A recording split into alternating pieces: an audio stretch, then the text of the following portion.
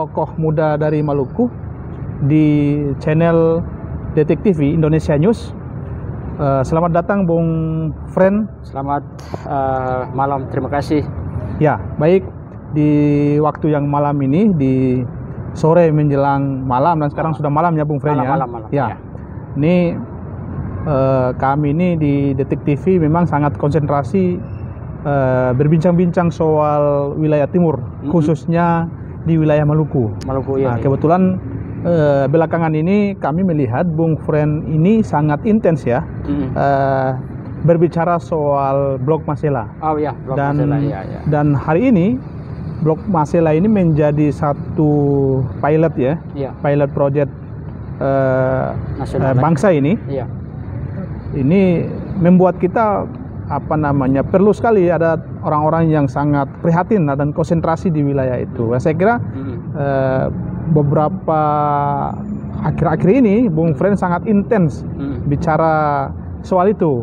Maka kami berharap sekali di Detik TV ini Bung Fren bisa mengungkap atau memberikan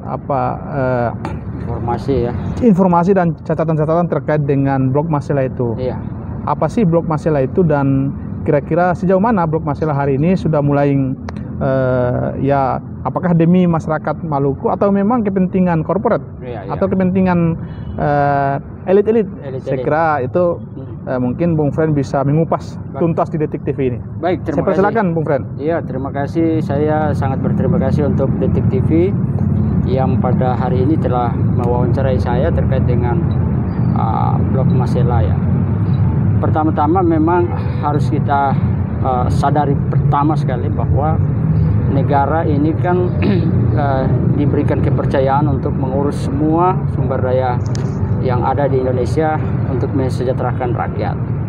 Dan hari ini ketika Blok Migas Masela itu menjadi perbincangan serius ya di elit-elit nasional maupun di lokal, untuk bagaimana Blok Migas Masela ini dia bisa betul-betul pro terhadap rakyat ya. Dan kami sebagai putra-putra Maluku tentu berharap bahwa dengan adanya Blok Migas Masela ini kesejahteraan masyarakat Maluku menjadi lebih baik ya, saya kira itu. Sehingga ada beberapa poin penting yang perlu untuk kami sampaikan ke publik. Pertama adalah beberapa waktu lalu itu ada aksi demonstrasi di Maluku, di kantor Gubernur Maluku. Di situ ada masyarakat yang menolak AMDAL. Nah, dengan masyarakat mengungkap ternyata ada problem-problem yang terjadi di sana, maka saya kira negara ini juga harus mengevaluasi kembali sejauh mana kebijakan-kebijakan yang berpihak kepada rakyat. Karena bagaimanapun sumber daya alam yang ada di satu daerah atau di 5 daerah mana saja, tentu dia harus berpihak kepada masyarakat. Nah, kalau hari ini masyarakat Maluku masih mempertanyakan atau mempersoalkan AMDAL Blok Masela, nah ini saya kira harus dipikirkan kembali. Jadi bagi saya kita belum melihat secara jauh ya, apakah penghasilan itu seperti apa dan bagaimana peran serta daerah-daerah sekitar ya. Tapi yang paling mendasar sekarang adalah hari ini orang mempersoalkan masalah AMDAL. Ada 2 lembaga daerah, lembaga swadaya masyarakat di daerah yang memprotes. Kemarin mereka menyurati SKK Migas, menyurati Presiden, menyurati juga Kementerian Lingkungan Hidup, menyampaikan hasil penelitian mereka bahwa ternyata apa yang dilakukan AMDAL yang dilakukan oleh IMPEK terhadap Blok Masela itu ternyata tidak sesuai dengan fakta-fakta yang terjadi. Saya sebut saja misalnya ada lembaga intelektual Maluku Barat Daya, ada juga Pemaskebar. Mereka itu memprotes bahwa ternyata rencana pemerintah besar untuk mengurus Blok Masela ini, ternyata AMDAL itu betul secara akademik ada penelitian yang dari Pemaskebar misalnya dan dari Itamal sampaikan bahwa betul bermasalah, sehingga kenapa aksi kemarin-kemarin itu terjadi di Maluku. Nah, saya kira memang ini poin yang harus dipikirkan secara matang, karena ketakutan kita adalah jangan sampai pemerintah terlalu jauh berjalan tapi kemudian di penghujung dari sebuah perjuangan besar ini akhirnya dia membuahkan hasil yang tidak baik. Nah, itu problem yang paling disoroti belakangan ini.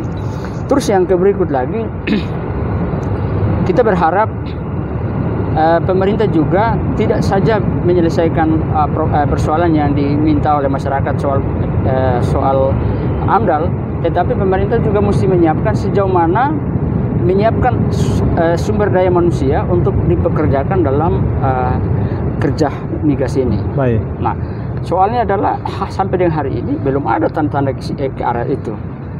Pernah Impact kalau tidak salah dia berjanji bahwa akan buka BLK internasional di sana untuk menyiapkan tenaga kerja, tapi sampai dengan hari ini kan tidak ada. Itu problemnya. Bung Fren, saya kira tadi dijelaskan soal Blok Masela ini, persoalannya ada di AMDAL. Selain AMDAL juga soal kesiapan SDM, kesiapan SDM ya, tapi itu kemudian tidak direalisasikan.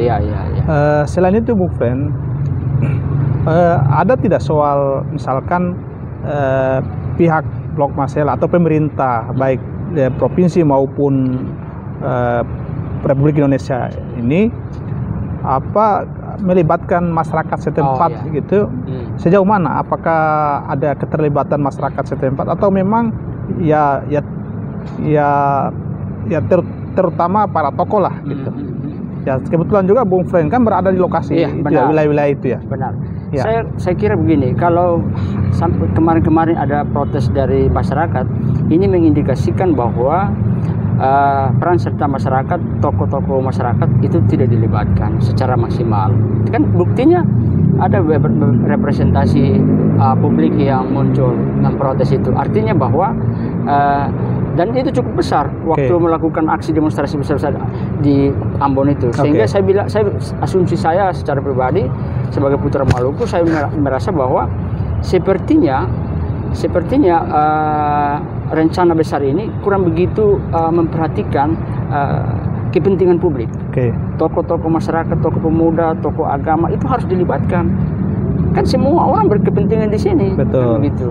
Saya kira belum begitu. Terus yang soal SDM, saya sampaikan bahwa sama sekali belum ada tanda-tanda ke situ. BLK internasional belum ada di Maluku. Kalaupun ada juga mungkin tidak berstandar internasional. Bagaimana mereka mau bisa siapkan untuk tenaga kerja untuk dipekerjakan entah di manajemennya ataukah di tenaga kerja di lapangan? Kan belum. Memang sampai hari ini memang Indonesia Timur itu selain Freeport di Papua gitu ya, kemudian LNG di Papua Barat, kemudian nikel di Maluku Utara, kemudian Blok Masela di Maluku, dan ada beberapa proyek-proyek besar yang ada di NTT maupun NTB. Blok Masela ini menjadi perhatian sangat ya.